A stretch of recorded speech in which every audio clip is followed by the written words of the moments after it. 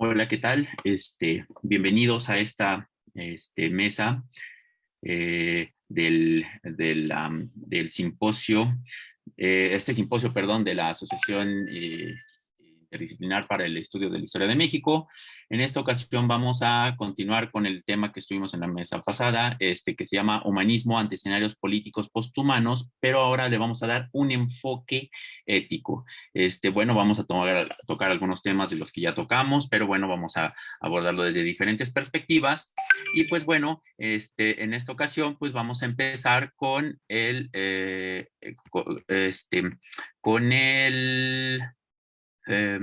maestro José Eduardo, José Emiliano, espérenme, Jorge Eduardo José Emiliano López López, perdón. Él nos va a hacer una presentación con el título de Filosofía Literaria Conversacional, Rorty más allá del posthumanismo. Jorge Eduardo José Emiliano López López es licenciado y maestro en filosofía por la Facultad de Filosofía y Letras, además de sus áreas de investigación son pragmatismo, filosofía de la cultura, historia e historia intelectual.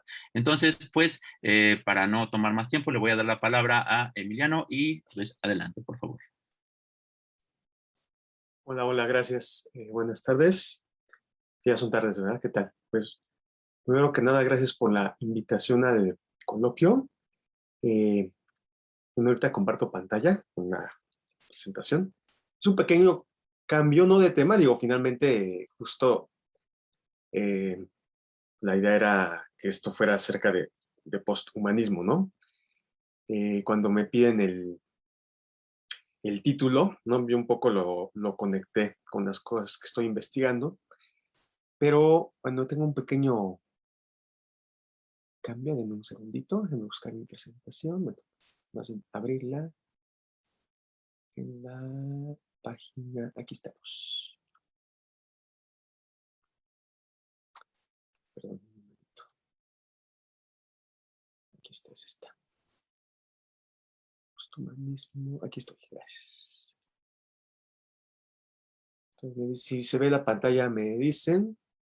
Digo, el título de lo que voy a hablar es posthumanismo, una visión, lo posthumano, una visión pragmatista, aunque como bien dijo el doctor Orrantia, ¿no? El título propuesto era Filosofía Literaria Conversacional, una propuesta para volver al humanismo, ¿no? Ya si quieren al final hacer preguntas sobre cambio de título, también lo, lo revisamos, ¿no? Pero finalmente es justo en la elaboración de la temática fue que hice la modificación. Entonces los objetivos son dos: ofrecer una noción del concepto de posthumano, ¿no? Y aquí parto de Rossi Braidotti, que ya en la mesa anterior se habló de ella. Y número dos, revisar un ejemplo de posthumanismo a partir de la propuesta de Eugenes en el filósofo pragmatista Ferdinand Canning Scott Schiller. No confundir con el idealista alemán, este es un pragmatista británico. Entonces, en primer lugar, posthumanismo, concepto de posthumano. Al escuchar la palabra posthumano, una posible imagen que puede venir a nuestra mente es la siguiente. Les comparto un pequeño video.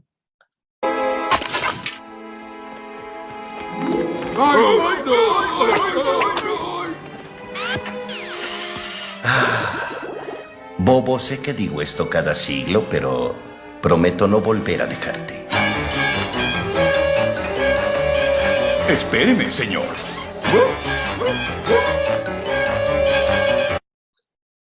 Muy breve. Es una pequeña caricatura sobre el asunto, es decir, que posthumano se refiere a escenarios futuros potenciales para el ser humano, tomando en cuenta las posibles modificaciones potenciales a la naturaleza humana que se pueden lograr con los avances tecnológicos. Vaya, que lo que voy a hacer en esta ocasión es una presentación general introductoria.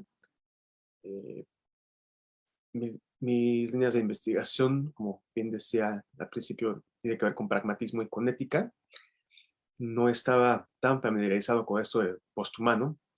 Pues al elaborar la ponencia empecé a revisar sobre esto y bueno, pues me llamó muchísimo la atención y es bastante enriquecedor, me parece. Sin embargo, para Rossi Braidotti, posthumano no es un escenario posible en el futuro, sino un índice de la situación actual del ser humano en la medida que se ha problematizado el concepto de humano, dadas las posibilidades de desarrollo existentes como la edición genética o la investigación de células madre, ¿no? Ahora voy al otro concepto, ¿no? Que es posthumanismo. Una definición es un enfoque multidisciplinar que analiza el concepto de lo humano o humanidad para conformar colectivamente un concepto del humano que le permita a los seres humanos una mejor alternativa para nuestra convivencia, entre paréntesis, bienestar. Aquí disculpen lo redundante, ¿no? La repetición constante del concepto humano. Y a partir de Rossi y Braidotti se puede entender el posthumanismo como un posicionamiento político acerca de la deliberación acerca de lo posthumano, ¿no? Acerca del uso de estas herramientas tecnológicas, ¿no? Estas modificaciones de la naturaleza humana. ¿Y por qué es relevante esta propuesta? Por un lado, Braidotti dice que las definiciones del concepto humano pretenden ser universales, o a través de la historia han pretendido ser universales, pero en realidad no incluyen a todos aquellos que intuitivamente se pueden caracterizar como seres humanos, ¿no? Nunca ha habido un consenso acerca de qué es el ser humano y pone el ejemplo de la Declaración Universal de Derechos Humanos, ¿no? Que en teoría fue universal, pero en la práctica, pues solamente los hombres adquirieron derechos humanos, no las mujeres, por ejemplo, o otros tipos de personas que intuitivamente nosotros incluimos en la categoría de humanos, ¿no? Pero pues en la práctica no fueron beneficiados, ¿no? Entonces, el asunto es que nunca ha sido el término humano neutral ni un término inclusivo. Nuestros valores y representaciones actuales están adaptados a formas más antiguas de lo humano, que esta es la relevancia entonces, ¿no? Que pues podemos pensar, ya estoy en una época actual, avanzada, con más herramientas de convivencia, de liberación, ¿no? De diálogo, pero en realidad seguimos ejerciendo conceptos antiguos de lo humano. Entonces, una idea de esta postura posthumanista, perdón, es analizar esto. Y aquí hay otras ideas de Braidotti, como que el concepto del humano tiene que construirse colectivamente. En este sentido, ella tiene una propuesta le diré de izquierda, a ver qué dicen en la ronda de preguntas y comentarios. Abrir nuestro sentido de identidad a relaciones, a una multiplicidad de otros ejes o entidades. No buscar un concepto de identidad completamente cerrado, totalmente formado y eternamente estático. Lo que busca, bueno, desde Braidotti se busca un cambio gradual, feminista, antirracista, antifascista. Se tienen que confrontar y discutir los problemas actuales y afirmar una postura ante ellos. No se trata de evadir los problemas de manera optimista. Y aquí habla de un cambio gradual en oposición a una revolución, ¿no? En este sentido, nunca van a plantear una revolución como lo hacía Marx, por ejemplo, ¿no? O otros autores, ¿no? Justo porque una revolución es un cambio drástico, y aquí lo que se busca es, vaya, que sí haya un cambio radical, ¿no? Pero que sea un cambio gradual. Y Braidotti lo define como un proceso de desintoxicación del capitalismo a través de ensamblajes colectivos para redefinir lo que somos capaces de llegar a ser. Bueno, hasta aquí la presentación de lo que es un concepto de posthumanismo, posthumano, a partir de Braidotti. Ahora, ¿cómo lo conecto con una propuesta pragmatista? Lo que voy a hacer es dar un ejemplo compatible con esto. Es la propuesta eugenésica de Schiller, el pragmatista británico.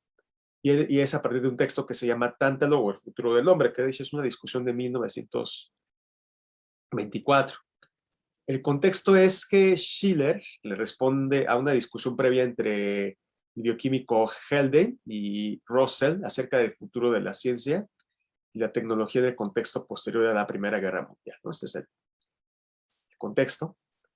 Entonces hay Haldane escribe un texto que se llama Dédalo y Russell escribe otro que se llama Ícaro. Entonces aquí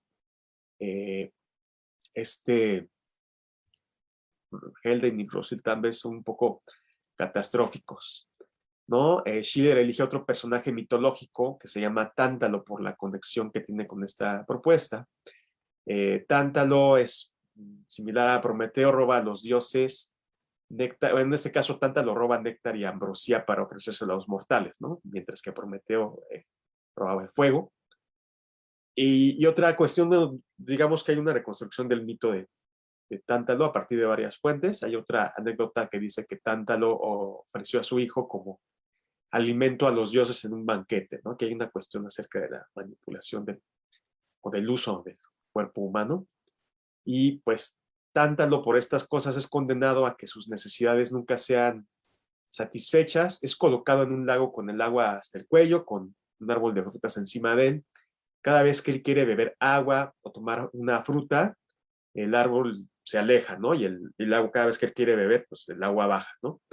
Y él tiene encima una piedra que constantemente amenaza con caerle encima, ¿no? Entonces lo que hace Schiller al principio del texto es contar que él va a buscar a Tántalo a su tumba, si lo encuentra, eh, y pues que de hecho es, pues la idea de Schiller un poco que proyecta con este símil de Tántalo es que pues finalmente él sí es capaz, él a pesar de estar condenado sí sería capaz de salvarse a sí mismo, pero pues por no decidir hacerlo, la piedra le cae encima y como lo cuenta Schiller, pues Tántalo muere aplastado y de hecho lo embarra de sangre, ¿no?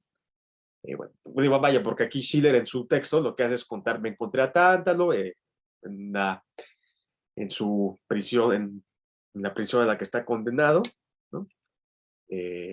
Schiller va a buscar piedras para aventarle las frutas y poder comer, y cuando va a buscar piedras es que a Tántalo lo aplasta la piedra que está encima de.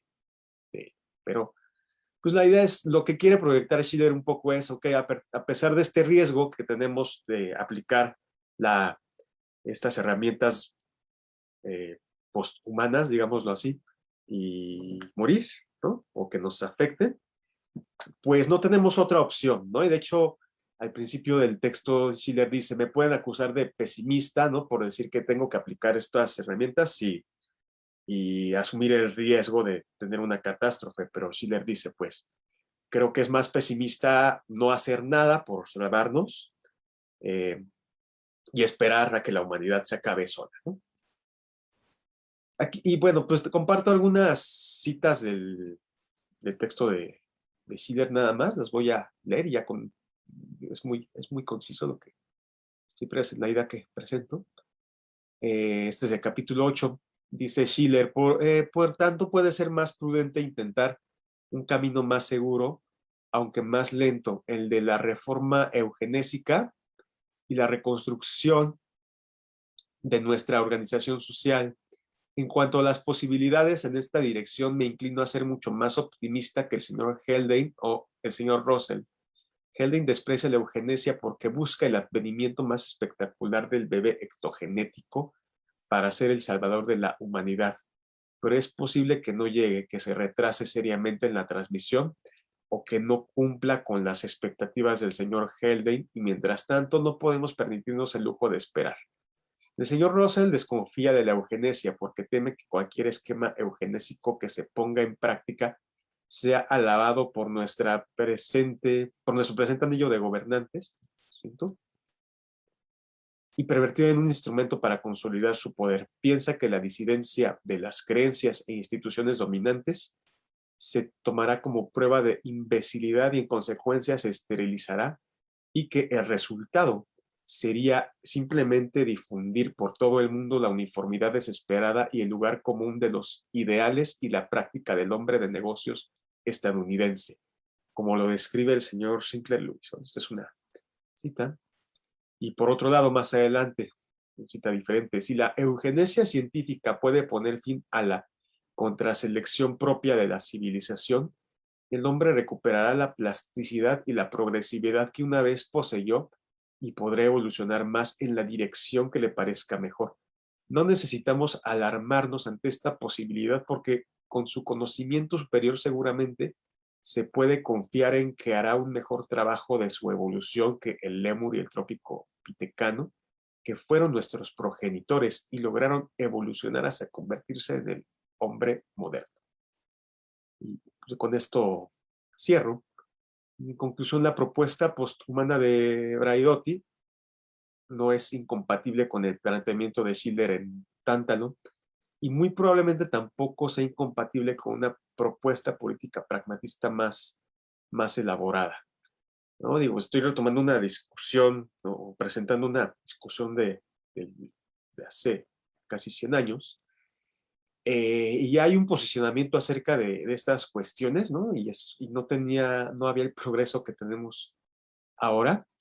Y si bien parece que en el texto Schiller hace propuestas, por ejemplo, mejorar a todos los integrantes de la comunidad, ¿no? Para que no haya ningún retraso en sus capacidades. Pero él también dice, por ejemplo, que estos cambios no van a ser impuestos pues por un dedazo o por una autoridad a diestra y siniestra, ¿no? También él está planteando que hay una deliberación en comunidad, ¿no? O sea, que estas decisiones a nivel político van a ser graduales y van a ser consensuadas, ¿no? Entonces, por eso no me parece incompatible, ¿no? Con lo que está proponiendo pues, hoy en día esta Braidotti, ¿no? Él justamente ya no está diciendo vamos a hacer un cambio, vamos a aplicar estas herramientas sin, pues a diestra y siniestra, ¿no? Sino que justo hay un posicionamiento de decir, ok, pero vamos a irlo haciendo poco a poco y vamos a procurar que no se convierta en estas herramientas pues como en capital, ¿cómo decirlo? Pues como en, sí, cosas que pueden ser monetizables, ¿no? Y a las que solamente tengan acceso unos cuantos, ¿no? Creo que por ahí va la cuestión. Son las dos referencias, el texto de posthumanismo de Braidotti y el de Tántalo. Y bueno, pues gracias por su atención. Sería todo por mi parte. Muchas gracias, Emiliano, muy interesante lo que nos planteas.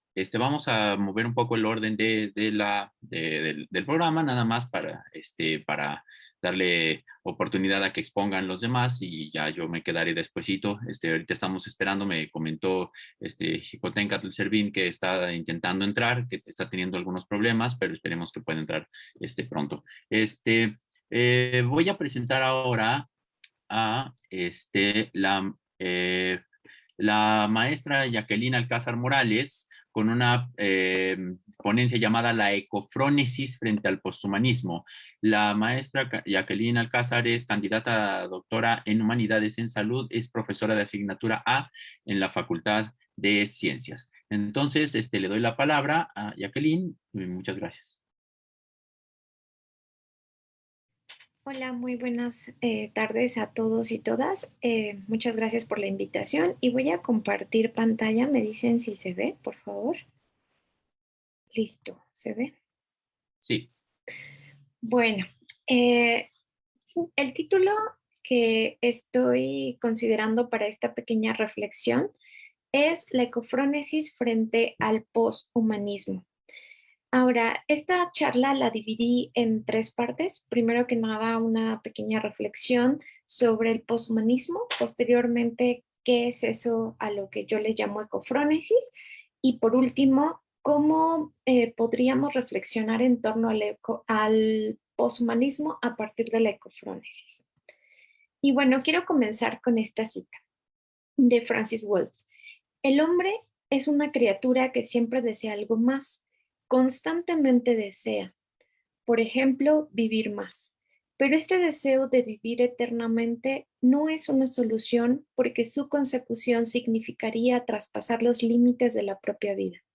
El deseo humano, al que podemos considerar que constituye un elemento inherente a su naturaleza, está configurado de esa manera.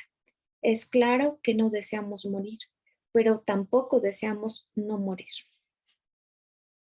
Ahora sí, vamos a empezar con esto del poshumanismo.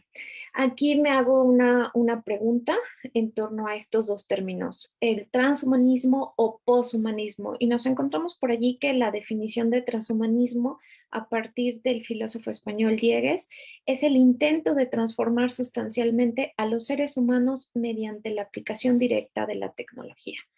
Y por otro lado, parto de esta definición de poshumanismo aplicación de tecnologías biomédicas basadas en la intervención en el terreno de la genética. Esto nos lleva a pensar en la cura de enfermedades, prolongar la vida con el fin de que el ser humano viva mejor. Entonces, en términos generales, este poshumanismo busca el buen vivir o una vida mejor o el bienestar humano. Ahora, nos vamos a encontrar con algunas críticas al poshumanismo y tenemos, primero que nada, la defensa de la naturaleza humana, que son cuestiones filosóficas muy interesantes.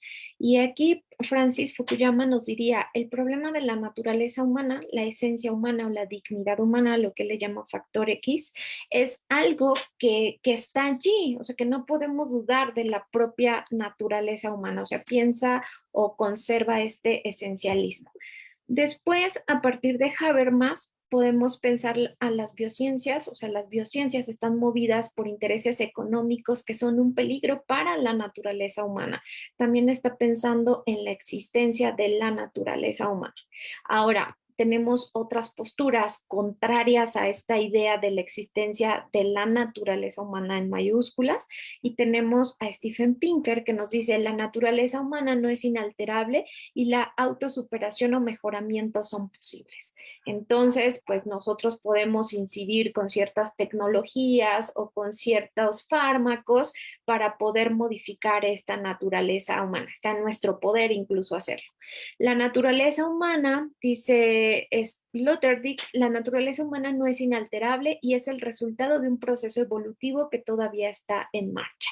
Y bueno, estos dos autores están retomando pues ciertos supuestos que ya aparecen en la biología evolutiva, un biólogo, filósofo de la biología llamado Tom Chomsky, que dice que hay tantas naturalezas humanas como seres humanos existen.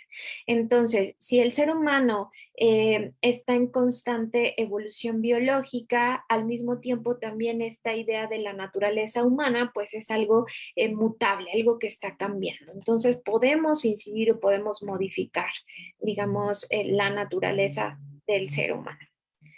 Ahora, hay también por aquí algunas tecnologías disponibles para el mejoramiento humano y aquí esto es muy interesante porque no es llegar al poshumanismo ni solo pensarlo desde esa modificación en continuum del trans, o sea, esta modificación, este paso A, sino que también es algo que ya estamos haciendo. Estamos hablando de tecnologías reproductivas, tecnologías físicas, tecnologías farmacoquímicas, tecnologías neurales, informáticas, incluso tenemos otro tipo de tecnologías como las experimentales, la ingeniería genética aplicada al ser humano, la terapia génica, el dopaje, implantes neurales, nanomedicina, interfaz cerebro-ordenador o cerebro-máquina, neurotecnología, entre otras. Entonces, digamos que todas estas tecnologías ya están siendo utilizadas para el biomejoramiento humano. Y esto es muy interesante porque ya no solo se trata de cuestionar éticamente si es correcto o no que modifiquemos la naturaleza humana o que con estas tecnologías podamos, a lo mejor, como algunos teóricos mencionan, modificar al ser humano, modificar nuestra especie a tal, digamos, en tal punto que nuestra especie, incluso en niveles ambientales, pues se vea modificada y no sepamos qué va a ocurrir, ¿no? Están pasando, digamos, ya de alguna manera, ya estamos siendo de ciertas formas biomejorados. Ahora, lo que yo quiero hacer es con estos pequeños elementos, estos pocos elementos, cuestionar desde una postura ética que es la ecofrónesis, si esto es más que viable, como les decía, no es que apenas lo vayamos a comenzar, sino es algo que ya se está haciendo. Digamos que desde la ecofrónesis nosotros cuestionemos los medios y los fines, o sea, ¿cuál es el fin del propio poshumanismo? Y podríamos nosotros pensar, bueno, pues el bienestar humano o el buen vivir del ser humano. Sin embargo, ¿cuáles son estos medios y qué repercusiones puede tener, ¿no? Todo este biomejoramiento. Ahora, la ecofrónesis es un término que recupero de un chino apellidado Xian. Él es ecólogo, radica en los Estados Unidos y es una especie de neoaristotelismo. Entonces, él recupera de cierta manera la frónesis o la prudencia para llevarla hacia el campo de lo ecológico. Por tanto, pues estamos hablando de la ética de la virtud. Yo les voy ahorita a comentar algunos de estos elementos filosóficos aristotélicos, pero también pensando en que estos neoaristotelismos pues son una respuesta o una contrarrespuesta a la ética moderna, que básicamente la encontramos con el utilitarismo, las deontologías, las diferentes posturas, ¿no? Y esta ética de la virtud más que nada se pregunta, o es la gran pregunta es, ¿qué tipo de persona quiero ser? Y detrás o frente al poshumanismo también nos podemos preguntar o hacer esta misma pregunta. Entonces, citando un poco a Aristóteles, diríamos que la virtud es un hábito selectivo consistente en una posición intermedia para nosotros determinada por la razón y tal como lo determinaría el hombre prudente. Aquí en este esquema podemos ver cómo el justo medio se encuentra justo la mitad está entre los excesos o los vicios, es por defecto o por exceso. Entonces no es un cálculo matemático tampoco, sino es tratarme de acercar lo más que yo pueda a este término medio. Y aquí nos vamos a encontrar con diferentes virtudes. La excelencia debe observarse en una vida entera, es decir, cuando yo estoy actuando virtuosamente, también estoy actuando de manera excelente. Ahora, pero ¿para qué actuar virtuosamente? ¿Para qué actuar conforme a esta medianía o esta moderación en muchos aspectos de la vida humana, ¿no? ¿Para qué? Bueno, nos diría el filósofo, para ser felices, pero no una felicidad que se encuentra ya muy lejana y yo solamente voy caminando y voy haciendo las cosas para llegar a ella.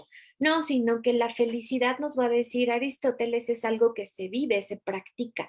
Mientras yo estoy siendo virtuoso, estoy practicando o realizando acciones virtuosas, estoy siendo feliz. Ahora bien, la ecofrónesis pues es una de esas virtudes, ya no del carácter, sino una virtud intelectual que a través de este prefijo ecofrónesis nos invita a ser prudentes, no solo en relación con otros seres humanos, como lo establece el propio filósofo en la Ética Nicómaco, sino que nosotros podamos extender, digamos, esta visión o esta idea prudencial hacia la naturaleza en su totalidad. Entonces vamos a tener virtudes morales y virtudes intelectuales donde se encuentra la frónesis. Y aquí en este esquema que les coloco, podemos ver que esta es la visión dualista de Aristóteles, donde se puede concebir el alma en dos partes, la parte irracional y la parte racional. La parte irracional contiene la parte sensitiva y la parte nutritiva. Entonces, recordemos la definición de hombre en Aristóteles, que es animal político o animal racional. Entonces, parece que también hemos heredado más una visión sobre el hombre o su definición de Aristóteles como si fuéramos solo máquinas racionales, pero no olvidemos que somos animales racionales, o sea, tenemos estos dos aspectos y como animales tenemos estas facultades nutritivas que compartimos con las plantas y también tenemos estas facultades sensitivas que compartimos con otros animales y es aquí donde se ubican las virtudes morales o las virtudes del carácter, estas virtudes que pueden ser como la valentía, la templanza, la fortaleza, donde no es tan sencillo hacer quizá una reflexión en torno a cómo debo de ser virtuoso en estas áreas, sino que desde pequeño, como yo aún no tengo muy bien desarrolladas mis emociones, mis deseos, entonces necesito de alguien que me enseñe a cómo actuar virtuosamente. Ahora, ese alguien o esa facultad o esa virtud es la frónesis que se va a encontrar en la parte racional del alma. Y esta parte racional está dividida nuevamente en dos. La parte científica, donde encontramos las virtudes que versan sobre lo necesario, lo que siempre es así, la episteme, el nous, la sabiduría, Y básicamente, pues aquí encontramos algunas cuestiones de la propia matemática, 2 más 2 siempre va a ser 4, pero ¿qué pasa en esta área de la parte deliberativa? Lo contingente, lo que puede cambiar, ajá, lo que puede ser de una manera o de otra. Aquí encontramos 2 virtudes, la tecné y la frónesis. Me voy a quedar con la frónesis. La frónesis viene siendo como ese capitán que va a comandar a las virtudes morales, o sea, a través de esta capacidad deliberativa, yo voy a poder decidir cuál es ese justo medio o cuáles son los medios adecuados para llegar al fin. Esos medios adecuados, de alguna manera, bueno, hay allí como algunas críticas filosóficas, bien, me van a ayudar a alcanzar ese fin, pero ese fin es la felicidad, pero entendido como si fuera, no es una línea, sino como una especie de círculo en el que yo actuando virtuosamente también estoy siendo feliz, pero debo de tener claro por qué actúo virtuosamente. Si yo nada más practico, realizo acciones virtuosas sin saber ni para qué, pues en esta visión aristotélica eso no tiene sentido. Entonces, aquí es donde puede entrar la definición de la frónesis. Se define como el poder deliberar acertadamente sobre las cosas buenas y provechosas para el ser humano, no parcialmente, sino cuáles lo son para el vivir bien en general. Entonces, la frónesis nos va a ayudar a poder deliberar en torno a esas cosas buenas o esas acciones correctas, virtuosas, que me van a ayudar a ser feliz mientras que lo estoy practicando. Entonces, en términos ya de un neoaristotelismo, pensando en esta ecofrónesis, pues yo también tengo que considerar en nuestro tiempo aspectos ambientales que tengan que ver con el respeto hacia otras formas de vida, no solo animales, plantas, también los factores abióticos en general, ¿no? Y aquí es donde podríamos nosotros reflexionar si lo que hacemos en tanto la modificación o el biomejoramiento humano y no humano eh, puede ser llevado a cabo de forma prudencial o a partir de la ecofrónesis, ¿no? Pero justo esta idea de felicidad ya no, que establece el propio Aristóteles, ya no me es suficiente. Tengo que pensar en una idea de buen vivir, es decir, de felicidad, que incluya a la naturaleza, que incluye esta relación armoniosa, como yo les decía, no solo entre seres humanos, sino con otras formas de vida y los factores abióticos. Entonces, no sé, bajo esta perspectiva, no estaría negando esta capacidad tecnológica que tenemos para modificar o para biomejorar al ser humano en este caso muy específico. Sin embargo, bueno, aquí veamos esta definición. El buen vivir del ecofrónimos, es decir, de aquel prudente, será aquel que puede integrar un modo de ser acorde no solo con el bien humano, sino a partir de una relación moderada, equilibrada y armoniosa con la naturaleza. La ecofrónesis debe ser vista como una forma de prudencia ambiental. El ecofrónimo son especial, todos aquellos tomadores de decisiones en torno a cuestiones ambientales serán quienes a través de su experiencia y sabiduría sepan vivir bien en la comunidad biótica a la que pertenecen.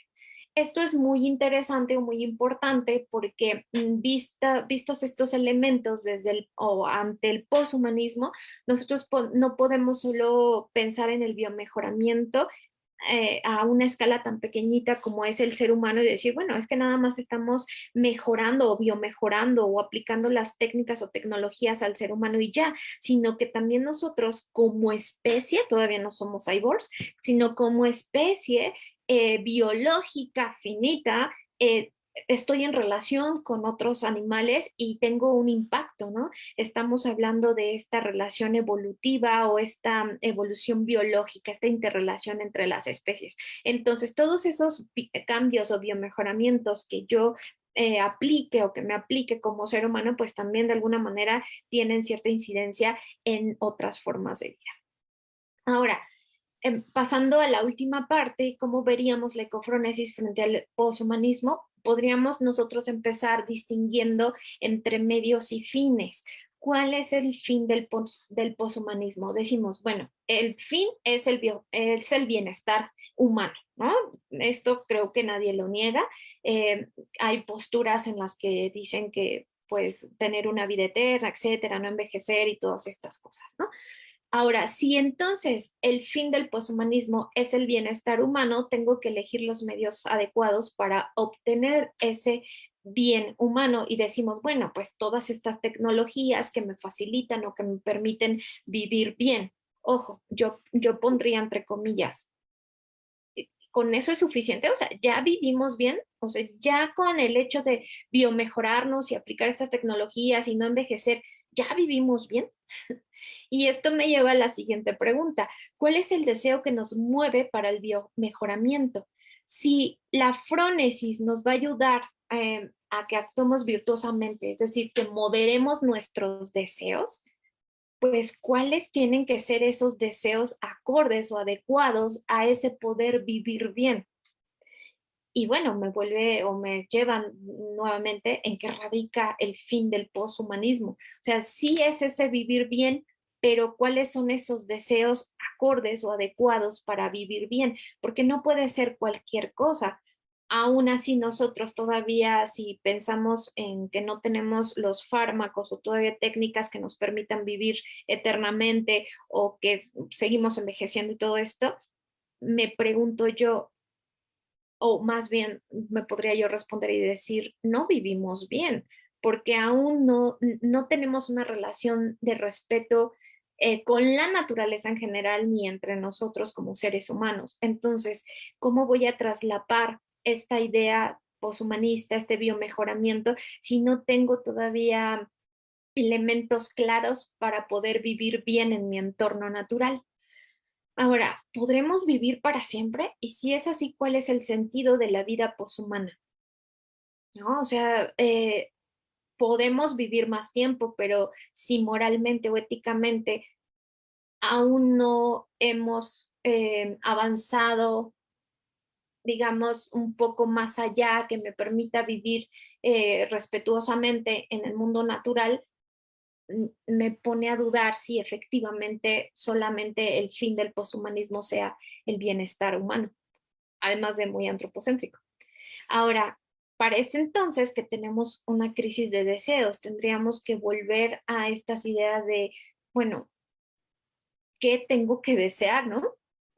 ¿O cuáles son en realidad mis deseos? ¿Cuál es el fin de la tecnología aplicado al mejoramiento humano? O sea, ya no es solamente mis deseos individuales o como seres humanos, sino que también detrás, pues, podemos hablar de una cuestión económica que rige, pues, las tecnologías, ¿no? Entonces, hay allí como algunos aspectos que se pueden todavía tomar en consideración.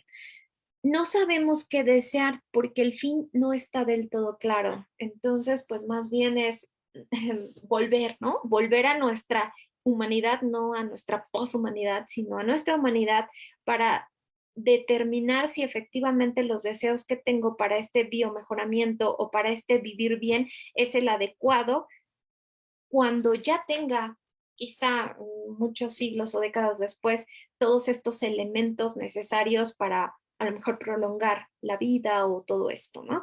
Pienso en la película de Chappie y pues este chip donde se introduce la conciencia y se coloca en un robot, pero me parece que no es suficiente porque si yo no he alcanzado un desarrollo ético o moral virtuoso, pues bueno, vamos a hacer ahora cyborgs o no sé, poshumanos, pues no sé, malvados, pienso yo. Y bueno, muchas gracias por este momento de reflexión.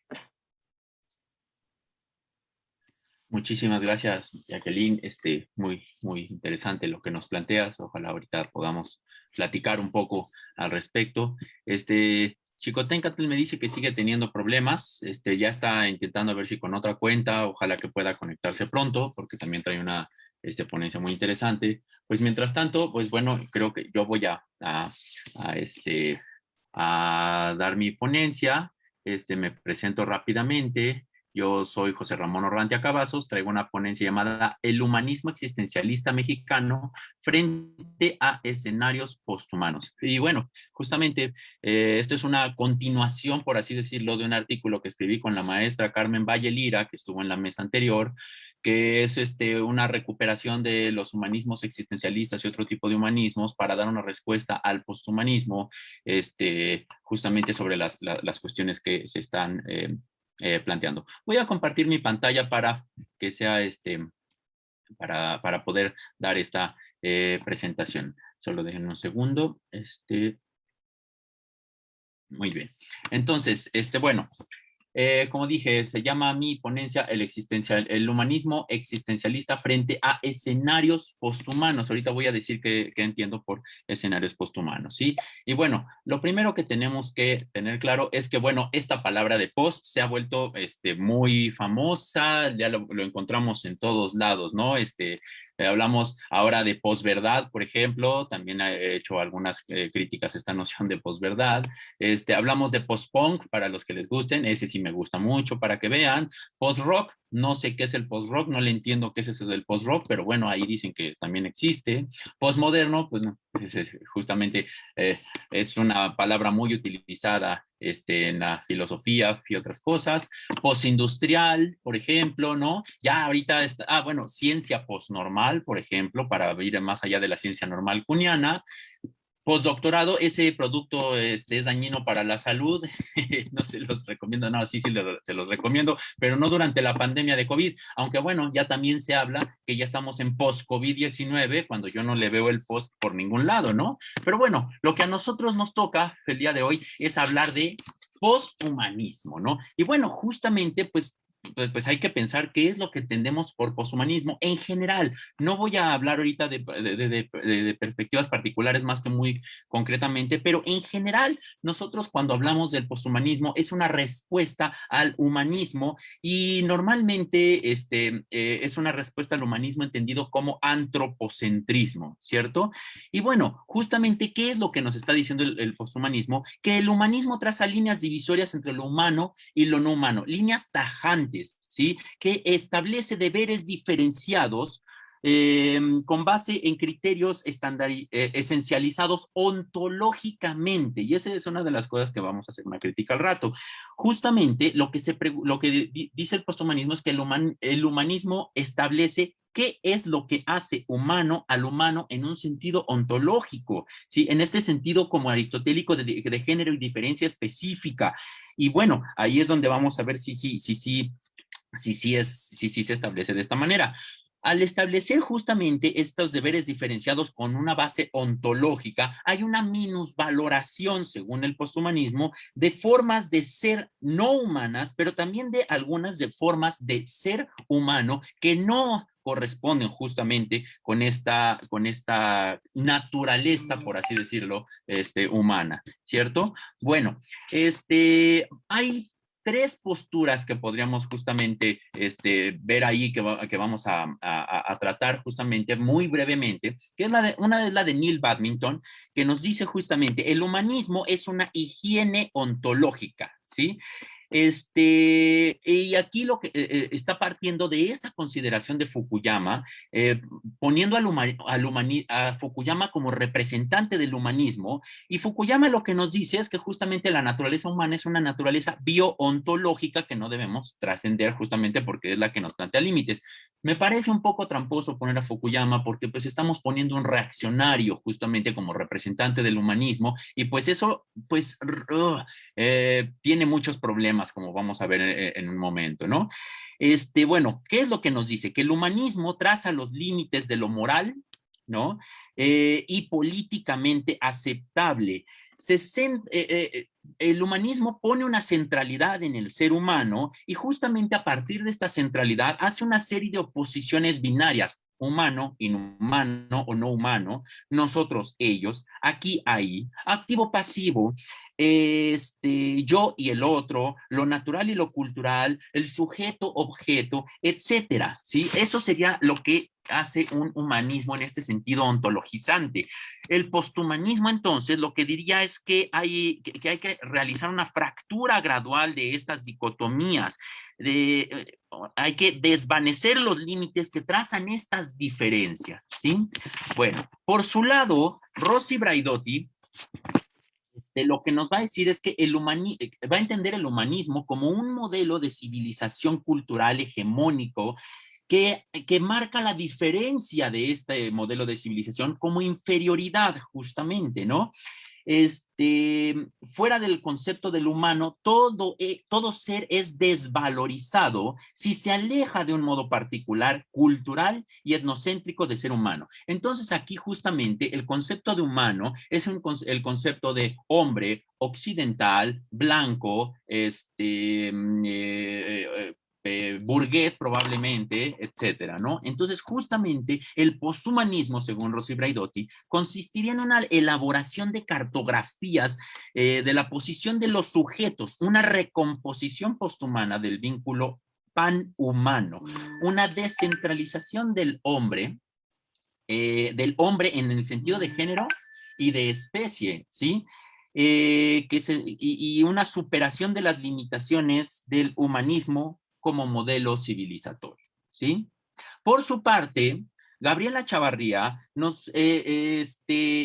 dice que la identidad humana es una noción ilustrada de sujeto humano como agente moral con capacidades racionales que lo hacen ir más allá de su naturaleza instintiva y le dan su carácter de autonomía. ¿Sí? Aquí tenemos otra vez un antropocentrismo ontológico. En ese sentido, el posthumanismo sería que ella deriva de la teoría de sistemas autoorganizados, consistiría el posthumanismo en poner al ser humano en un mismo nivel que los otros seres no humanos dentro de estos sistemas, ¿sí? Entonces ahí tenemos tres propuestas más o menos de qué es el posthumanismo, ¿no? Ahora, ¿qué es lo que yo quiero defender? Que hay un problema justamente, unos supuestos problemáticos del posthumanismo entendidos en este sentido, ¿sí? Primero que nada, me parece que uno, no todo humanismo es antropocéntrico y eso es lo que vamos a tratar de mostrar aquí justamente, ¿no? Y para eso pues simplemente les podemos poner el ejemplo de el humanismo existencialista de Sartre, que justamente lo que dice es la existencia precede a la esencia, no como por ejemplo en ciertas en una visión técnica donde la esencia precede a la existencia y justamente el chiste es que una cosa realice aquello para lo que fue hecho. No, en este caso, justamente, primero existimos, nos encontramos existiendo en este mundo y después definimos qué queremos ser. El ser humano es lo que hace de sí mismo, ¿no? Entonces ahí justamente no tenemos esta noción antropocéntrica porque no hay una esencia humana justamente y ahorita vamos a ver en qué consiste. Por otro lado, no todo antropocentrismo es humanista y aquí quiero pensar, por ejemplo, en la teoría del libre mercado, que podríamos entenderla en un sentido de, por ejemplo, del actor Red que estábamos viendo hace rato de Bruno Latour, podríamos explicarla en un sentido parecido y podríamos pensar que incluso es una teoría posthumanista, pero no es, y que es perdón, no, sí que es posthumanista, que no es humanista, pero justamente veríamos que sí es antropocéntrica esta noción de libre mercado, ¿no? Bueno, ¿qué más? Hay una reducción en estas consideraciones de los humanismos a aquellos de corte cartesiano e ilustrado. Se parte de la consideración del sujeto cartesiano y hacia adelante. Se parte de la concepción moderna de un sujeto desincorporado, de un sujeto separado de sus fines, que no es sus fines, sino que posee sus fines, de un sujeto desapegado del contexto que simplemente lo controla. Y nosotros podemos ver que hay otros humanismos donde el sujeto entra en el contexto. Está el humanismo clásico, está el ciceroniano, etcétera, ¿no? Entonces, justamente creo que hay un problema con esto. Por último, se entiende el humanismo como éticas de la razón y no como éticas de la virtud, en el sentido de que la virtud es un ejercicio que hace al ser y no un ser que se desarrolla, que desarrolla sus capacidades previamente dadas por una esencia. No, justamente un ejercicio un ejercicio que hace al ser, ¿sí?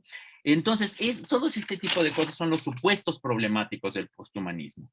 En ese sentido, a mí me interesa justamente decir que el humanismo existencialista mexicano puede ser una respuesta a estas preocupaciones del posthumanismo sin abandonar el humanismo. De hecho, nosotros vamos a ver que el humanismo existencialista mexicano se levanta como una respuesta a aquellas nociones que querían reducir lo humano más bien, que desde una definición del humano minusvaloraban otras formas de ser humano, como por ejemplo el ser mexicano, ¿no? Y justamente de ahí vamos a partir, ¿sí? Bueno, antes de eso, simplemente quisiera decir que entiendo por escenarios posthumanos, porque si bien yo creo que no necesitamos ir hacia el posthumanismo, sí necesitamos considerar estos escenarios posthumanos que se nos están presentando y de los que hemos estado hablando. Un escenario posthumano es aquellas coyunturas en las que entran en consideración ineludible entes humanos y no humanos de diferentes maneras. Una puede ser por la ausencia de agencia de sujetos humanos en las teorías estructuralistas y de sistemas, teorías de la sociología de la tecnología que postulan la autonomía de ciertos sistemas técnicos, teorías sobre dispositivos de poder saber, etcétera. También puede ser como equiparación u homogenización de la acción o dinámica de actores humanos y no humanos en redes complejas, como la teoría del actor red, o finalmente como la introducción de nuevos sujetos no humanos para consideración ética y jurídica, animales, sistemas ecológicos, inteligencia artificial, y aquí tendríamos que entonces incluir este muñequito en nuestro dibujito, ¿sí? Bueno. Ahora bien, justamente vamos a empezar con lo que yo estoy diciendo. En primer lugar, a mí me interesa rescatar a Samuel Ramos en su escrito del perfil del hombre y la cultura de 1934, donde justamente nos dice que la cultura mexicana es una cultura derivada por imitación y mimetismo, es decir, justamente que desdeñamos lo propio y nos interesamos por lo extranjero, principalmente por lo europeo. Ramos está pensando, por ejemplo, en el Espíritu 19, donde ve un colonialismo. Aquí entonces es un complejo de inferioridad. Justamente, un complejo de inferioridad del mexicano que se percibe como de menos valor de lo que realmente es. Este complejo de inferioridad puede ser resultado de la conquista y la colonización y se traduce en una autodenigración del mexicano y desgastamiento espiritual e intelectual. Este complejo de inferioridad es el funcionamiento psíquico que traza los rasgos del carácter del mexicano. Y se constituye, le dice Ramos, como una máscara que oculta al verdadero mexicano. Ahora, cuidado, no tomemos esta máscara como un sentido esencializante de que el mexicano es así y ya no puede escapar. Justamente lo que nos dice Ramos es que detrás de esta máscara puede haber un nuevo humanismo en el sentido de un proyecto en el que el ser del mexicano no es ya formado, no está ya formado, sino justamente que comienza a hacerse. Y en este sentido, del mexicano como proyecto humanista, vemos un humanismo no esencialista, que es justamente lo que yo quisiera sostener. Perdonen, no les puse esta partecita, se me pasó, ¿sí? Por otro lado, a mí me parece muy interesante la fenomenología del relajo de Jorge Portilla, que escribe entre 1953 y 1956 y 1963. Jorge Portilla ve en el relajo una especie de comportamiento o de carácter del mexicano justamente. ¿Y qué es lo que nos dice? El relajo, y lo que va a hacer Jorge Portilla es hacer una especie de crítica del relajo como proyecto humanista no esencialista. Y eso es lo que voy a tratar de sostener. El relajo, nos dice Jorge Portilla, suspende o aniquila la adhesión a valores propuestos a la libertad, justamente, frustra la eficacia de este tipo de respuestas. El relajo, nos dice Jorge Portilla, es una acción en el mundo, en el horizonte de una comunidad que es alusiva a los otros que se les invoca, se les invita a tomar parte del relajo, y entonces hay un ámbito común de desapego a los valores justamente. Hay una intersubjetividad de desapego a los valores. Vamos a también encontrarla como desánimo. El relajo lo podemos encontrar tal vez como desánimo, por ejemplo, en Uranga, y ahí va a ser interesante. Habría que ver si se corresponden estas dos cosas. Bueno, ¿qué es un valor según Jorge Portilla? Un valor destaca y organiza las cosas del mundo, ¿sí?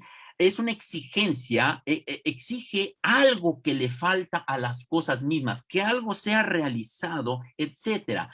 Pero lo que nos dice es que los valores son propuestos a la libertad del ser humano. Y el ser humano está en elección, hace una elección constantemente entre realizar el valor o abandonarlo, justamente. Y bueno, lo que está diciendo es que el relajiento justamente se rehúsa a realizar este valor, ¿sí?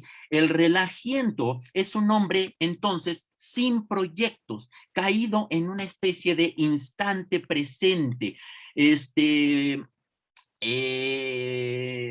Exactamente, sí, es un hombre sin proyectos. Ahora, ¿qué es la libertad según Jorge Portilla? Justamente lo que nos dice es que la libertad es la imputación de los propios actos. En la libertad está la imputación de los propios actos como responsabilidad, justamente. Lo que nos dice es que el relajo parece ser que hay un momento de liberación, pero no en el sentido en el que el relajo es una renuncia a la responsabilidad. Ahora, ¿qué es? No querramos pensar que Jorge Portilla está en contra del humor o que es un apretado, como dice él mismo. Él nos habla, por ejemplo, de formas de humor que sí, en los que la libertad aparece preñada de posibilidades de acción. Una de estas es la ironía, y está pensando en la ironía socrática como trasfondo de la responsabilidad. ¿Por qué? Porque la ironía socrática, con la utilización de cierto humor, abre un aura de seriedad, o sea, no hay un abandono del compromiso con ciertos valores. La libertad justamente es realmente efectuada en el mundo a través de, por ejemplo, la ironía, que no es relajo. La ironía no es relajo. ¿Por qué? Porque se asume una responsabilidad, la responsabilidad de un valor que no necesariamente es el valor propuesto, puede ser otro valor, pero hay un espíritu de seriedad. La ironía despeja caminos para las empresas humanas, ¿sí? En cambio, el relajo es un acto de liberación ilusoria que no se compromete con una libertad en el sentido de responsabilidad o de quedar libre para una acción eficaz en la realización de valores. El relajo obstruye la acción con sentido. Es una libertad para nada, es una afirmación de la nada, del no, ¿sí? Bueno, y entonces justamente, como vemos esta oposición entre relajo e ironía, lo que nos dice es que la crítica del relajo como esta forma de ser del mexicano se podía poner como un proyecto humanista no esencialista, justamente, ¿no? Bueno, por último, me parece importante hablar de Emilio Uranga, ¿sí? Emilio Uranga, para empezar, nos dice que el positivismo o las ciencias naturales o la perspectiva cientificista no tiene la última palabra acerca del ser humano. Aquí justamente nos dice que el Ateneo de la Juventud, que le debemos esto al Ateneo de la Juventud porque ellos son los que se dedicaron a hacer esta crítica al positivismo y que esta crítica al positivismo es la que nos permite pensar en nuevos humanismos, no esencialistas, no naturalistas ni siquiera, ¿sí? Entonces, ¿qué es lo que nos está diciendo él? Que hay que partir de lo concreto del ser del mexicano, ¿sí? Y de ahí tratar de encontrar la esencia del humano. Ahora, cuidado, aquí parece que estamos hablando de esencialismos y cosas por el estilo, pero no, porque justamente lo que nos va a indicar Emilio Uranga es que el ser del mexicano es accidental, no sustancial. Vamos a ver un poquito esto, ¿sí? Bueno, ¿qué es lo que nos dice? No es una buena idea partir de la esencia general del humano para después descender hacia una ontología del mexicano, porque, y fíjense qué cercano está esto a las posturas del posthumanismo, dice Uranga, en la idea general de hombre se han depositado prejuicios y presupuestos no generales sobre el hombre europeo, ¿sí?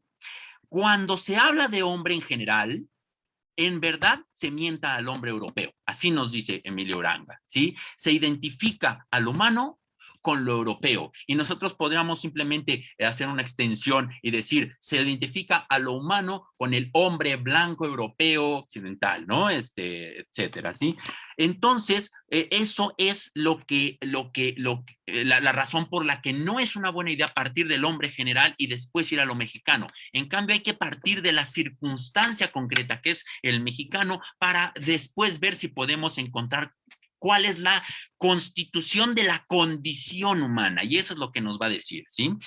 El europeo, dice Uranga, no se cuestiona su propio ser porque se toma como medida de lo humano, se sustancializa, se toma como sustancia, se toma como justificado, se toma como estable, se toma como el ser, justamente, ¿no? En cambio, el mexicano y otras identidades, pero él parte del mexicano porque es su circunstancia concreta, el mexicano debe justificarse porque constantemente se le ha negado su humanidad, constantemente se le sigue negando.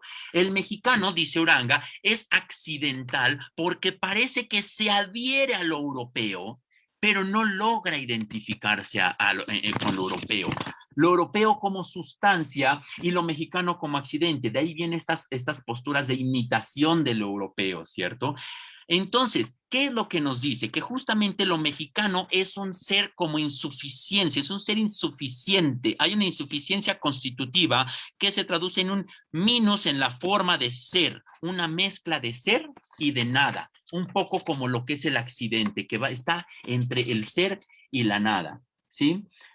El ser del mexicano, entonces, fíjense que nos dice, esto es bien interesante, el ser del mexicano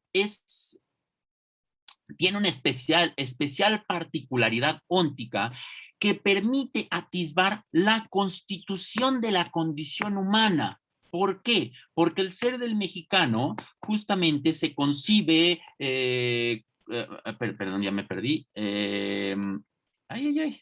perdón, porque el ser del mexicano se identifica o posee sentimientos de abandono, de fragilidad, de oscilación, ¿sí? Todo esto es familiar al mexicano, es la base, pero fíjense cómo esta zozobra del mexicano, esta insuficiencia constitutiva en el sentido de zozobra entre el ser y la nada, realmente podríamos identificarla con la condición del humano arrojado en el mundo, en esta zozobra, la condición humana, ¿sí?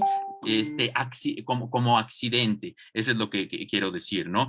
Entonces, justamente a través de esta particularidad óntica nos podemos permitir atisbar la constitución de la condición humana. No estoy hablando de naturaleza humana, estoy hablando de condición humana, de la condición humana justamente, ¿no?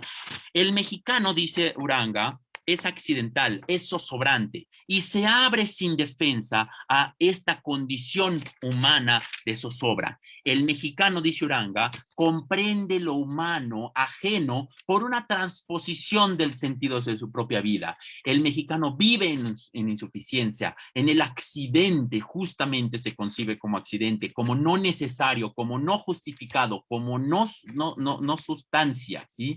Ahora bien, esta insuficiencia justamente puede traducirse en una inferioridad. Es una de las maneras de la insuficiencia, la inferioridad. Pero lo que nos pregunta Uranga es cómo pasamos de la insuficiencia a la inferioridad, ¿sí? Bueno, nosotros ya vimos que el mexicano se siente infundado, no es fundamento porque es accidente, vive en la movilidad del ser justamente, en la movilidad del ser perecedero, en esta zozobra. No hay esperanza de fundamentación para el mexicano. Dice Uranga, el hombre, el humano podemos decir, es fundamento de su nada, no de su ser. Justamente. Aquí es donde se nos plantea el humano como un ser que sueña o imagina, como proyecto, un ser sin basamento que se hace en el hacer, justamente, ¿no? La situación de indeterminación y falta de basamento es esta zozobra, es estar a merced de lo que venga, es esta fragilidad, es vivir en el mundo como ver el mundo como amenazante, justamente, ¿no? Bueno, ahora, cuando esta falta de basamento, este ser precario, justamente, podemos nosotros abordarlo de dos maneras, como inferioridad. Y entonces nosotros, esto se traduce en una voluntad de hacer del otro, es decir, del europeo, una existencia justificada que en cierta manera me justifique como accidente, ¿no? De ser salvado por el otro y vivir en una especie de apego al otro como accidente, ¿sí?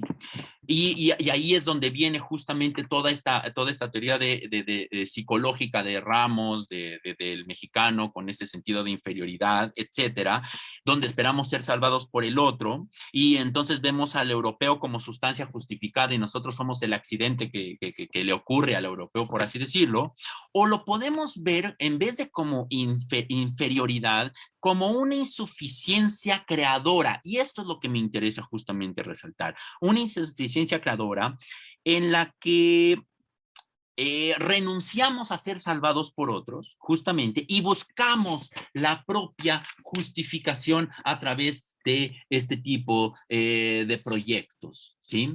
Bueno, pues justamente aquí es donde yo quiero señalar que, como vemos, los temas que está planteando el posthumanismo son los temas que preocupaban a esta filosofía existencialista sobre el mexicano, y pues me parece que nosotros podemos rescatar de ello esta oposición a concepciones sobre el ser humano que minusvalorizan otras formas de ser con base en una ontología previa, una ontología esencialista o sustancialista previa, o incluso en una definición naturalista, positivista acerca del ser humano. Y lo que nos plantean justamente es que esta falta de basamento, esta falta de una estructura previa que nos limite o que nos que establezca cómo es que debemos hacer y qué es lo que debemos hacer, es lo que permite esta apertura del ser humano como proyecto. Entonces, ya nada más para concluir, lo que me parece interesante es que podemos nosotros asumir estos escenarios posthumanos dar una respuesta a estos escenarios posthumanos que les planteaba sin la necesidad de abandonar un humanismo no esencialista. Y bueno, pues espero que les haya agradado mi presentación y pues muchas gracias.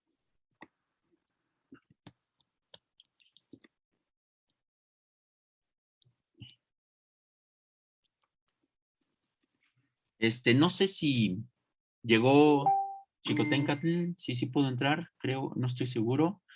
Déjenme ver, a ver si me dice, híjole, no, me dice que no, que sigue teniendo problemas. Híjole, qué lástima, realmente.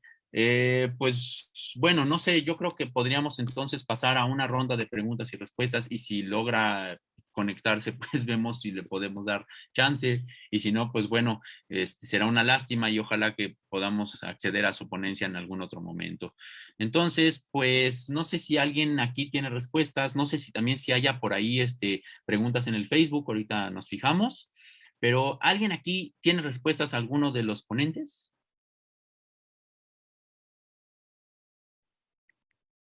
Respuestas no. Digo, preguntas. Quizá Oh, preguntas.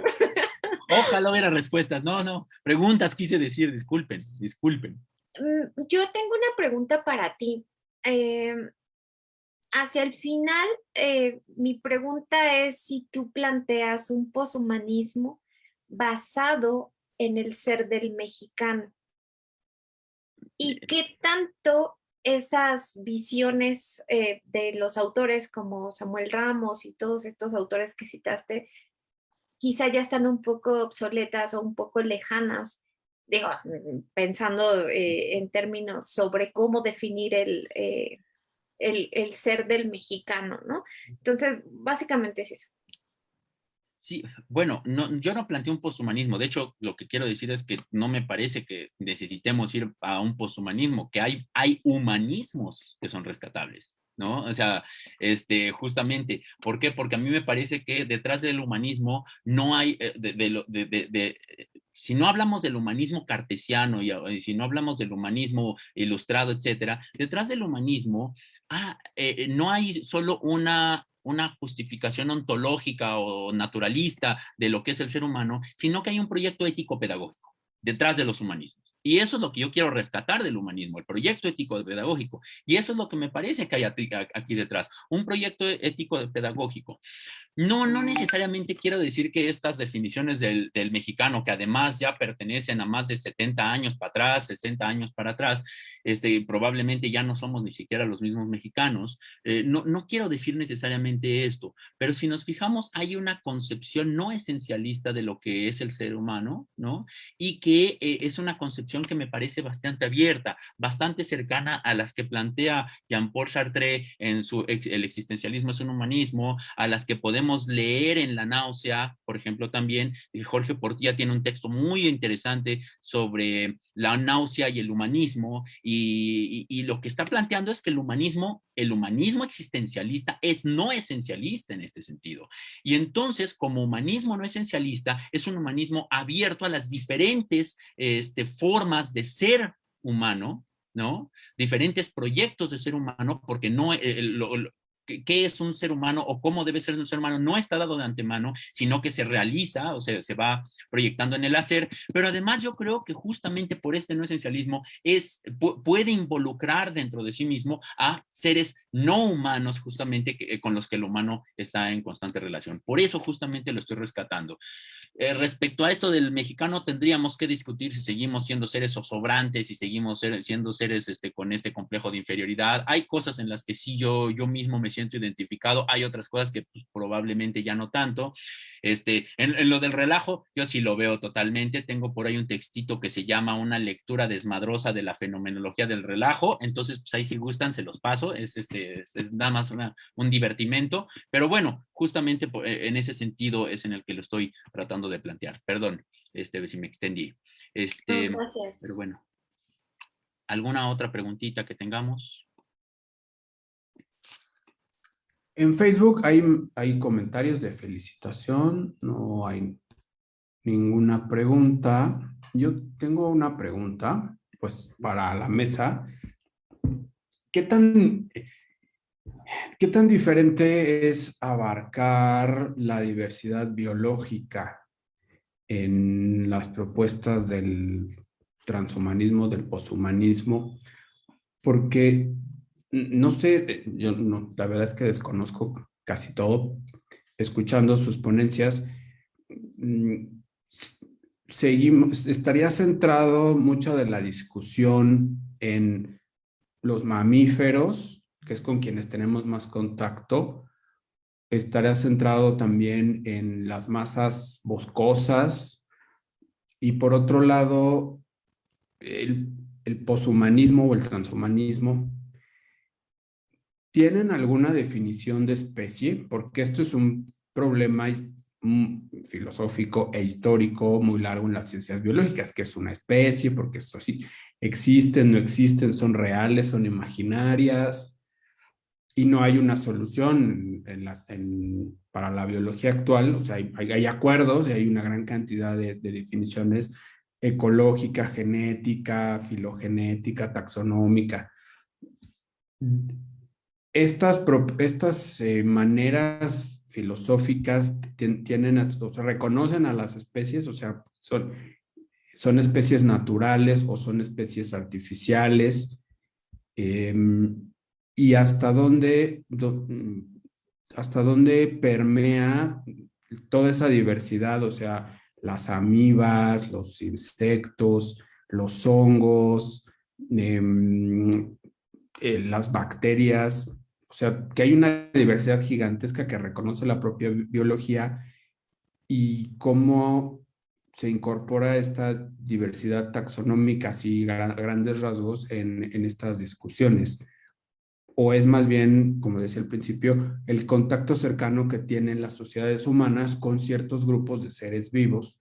Lo más cercano generalmente son los mamíferos y las plantas que comemos, pero hay una N cantidad, ¿no? De especies con las que, bueno, seguramente en nuestros bosques del país hay una gran cantidad de especies con las que nosotros no convivimos. Y si no convivimos con ellas y nada más conviven quienes se dedican a la biología, pues diríamos que para quienes estamos en esta mesa no existen, o sea, como en nuestra sociedad. En fin, eso es todo.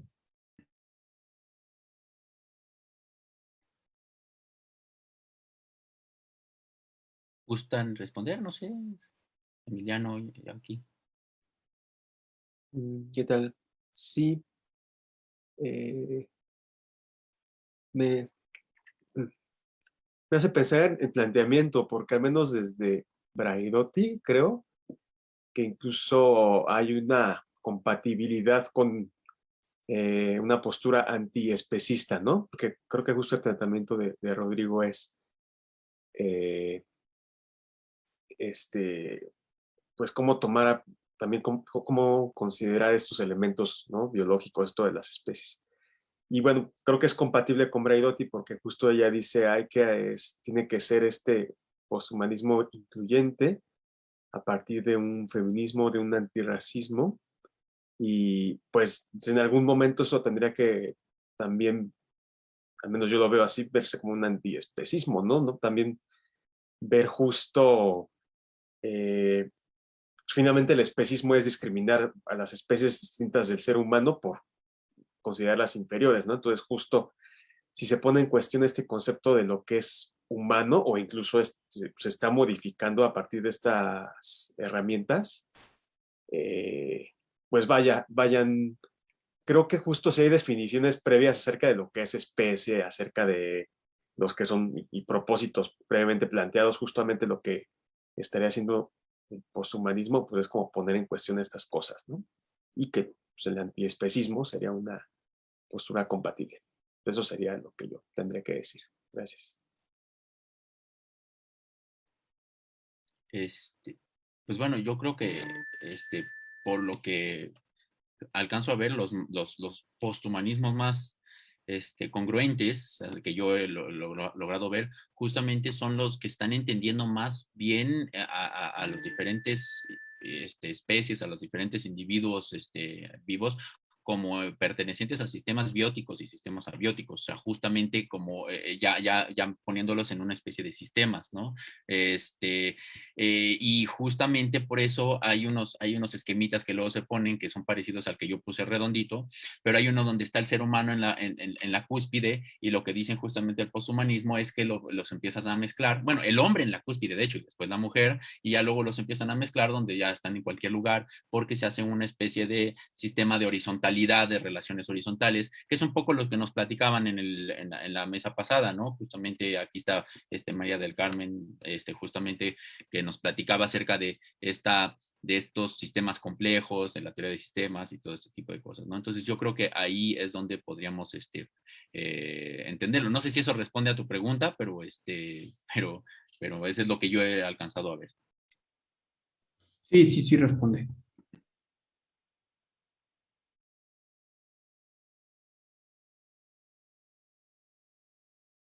Pues no sé si no hay más preguntas, no hay más comentarios, ¿no?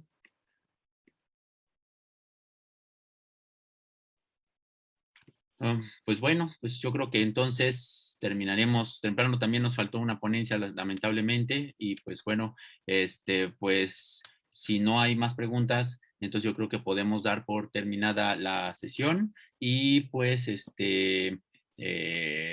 pues muchas gracias. Nos vemos al ratito, a las 5 hay una mesa sobre transhumanismo y política que también va a estar muy buena, porque ahí se va a poner buena la discusión acerca de estas tecnologías y todo ese tipo de cosas. Y también hay otra a las 2:30, ¿verdad? Otra mesa, por si les interesa. Sí, hay otra mesa de historia de las ciencias sociales con temas de historia del derecho, historia de la economía, historia de la educación. Perfecto. Y entonces, pues si les interesa, pues, adelante, ¿no? Va a estar muy bueno todo. Y pues otra vez, les agradezco muchísimo, también a los que están detrás en los controles técnicos y todas esas cosas que sin ellos esto no sería posible. Y pues, nos estamos viendo y muchas gracias de nuevo y gracias a los que participaron, a los que pudieron dar las ponencias. Hasta luego. Muchas gracias por la invitación a los organizadores y todo eso. Gracias, José Ramón, y Muchas gracias. a todos.